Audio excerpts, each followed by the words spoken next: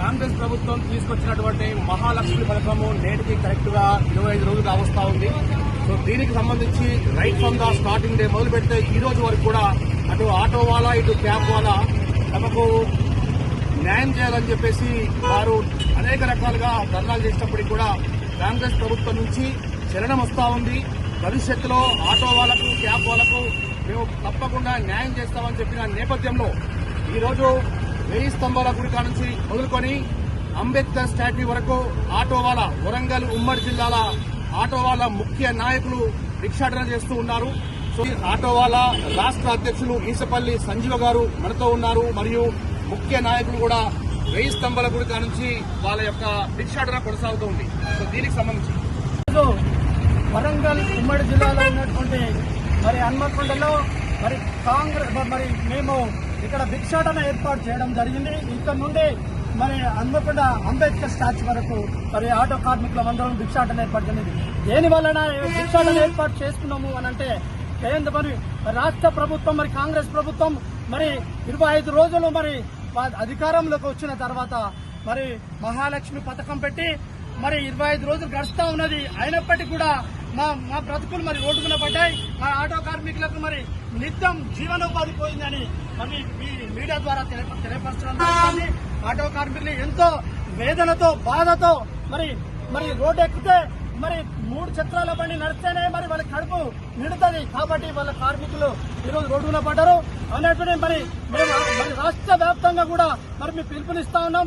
ఆ పిలుపు మేరకు కూడా కాంగ్రెస్ ప్రభుత్వం రేవంత్ రెడ్డి గారు నిమ్మకు నీరెత్తకుండా ఉన్నటువంటి విధానంగా ఏర్పడతా ఉంది.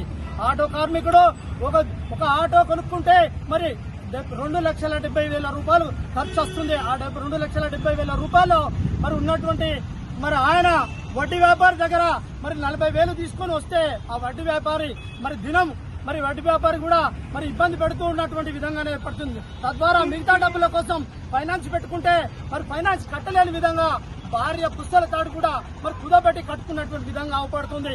తద్వారా 20 మంది కుటుంబాలు ఆటో మీద జీవనాధారం చేసుకుని బతుకుతుంది. 20 మంది కుటుంబాలు అంటే నేను పేర్లో చెప్పడానికి ముందుకు వస్తా ఉన్నా.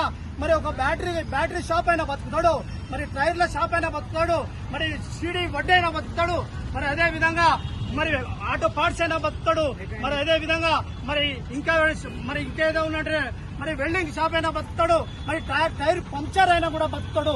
వీళ్ళందరూ బతుకుతా ఉంటే మేము మా బతుకుదరువు లేకుండా ప్రభుత్వం కాంగ్రెస్ ప్రభుత్వం చేయడం జరిగింది. తక్షణమే మాకు మా ఆటో కార్మికులకు మేము ఒకటే కోరేది ఏంటిదనంటే జీవన వృత్తి కింద మాకు నెలకు 15,000 రూపాయలు ఇవ్వాలని కాంగ్రెస్ ప్రభుత్వాన్ని మేము డిమాండ్ చేయడం జరుగుతుంది. ఈ డిమాండ్ లో భాగంగా సంక్షేమ బోర్డును కూడా ఏర్పాటు చేయాలని మేము కోరడం జరుగుతుంది. కార్మికులు ఎంతో వేదనతో ఇప్పటికీ 25 రోజుల నుండి రోడ్లెక్కి కిరాయిలు లేక రోడ్ల మీద ఆటోలు అడ్డా మీద పెట్టుకుని కూడా ఆటో కిరాయిలు లేక ఒక్క మహిళ కూడా వచ్చి అడిగే స్థితిలో లేదు. కాబట్టి కార్మికులు ఇబ్బంది పడుతున్నారు. కాబట్టి తక్షణమే ఈ భిక్షాటన ద్వారా కేంద్ర ప్రభుత్వం రాష్ట్ర ప్రభుత్వం దిగొచ్చి ఖచ్చితంగా ఈ డిమాండ్లను నిలబెట్టాలని మన పేరు ఇస్తంపల్లి సంజీవ రాష్ట్ర అధ్యక్షులు మన తెలంగాణ ఆటో డ్రైవర్స్ యూనియన్.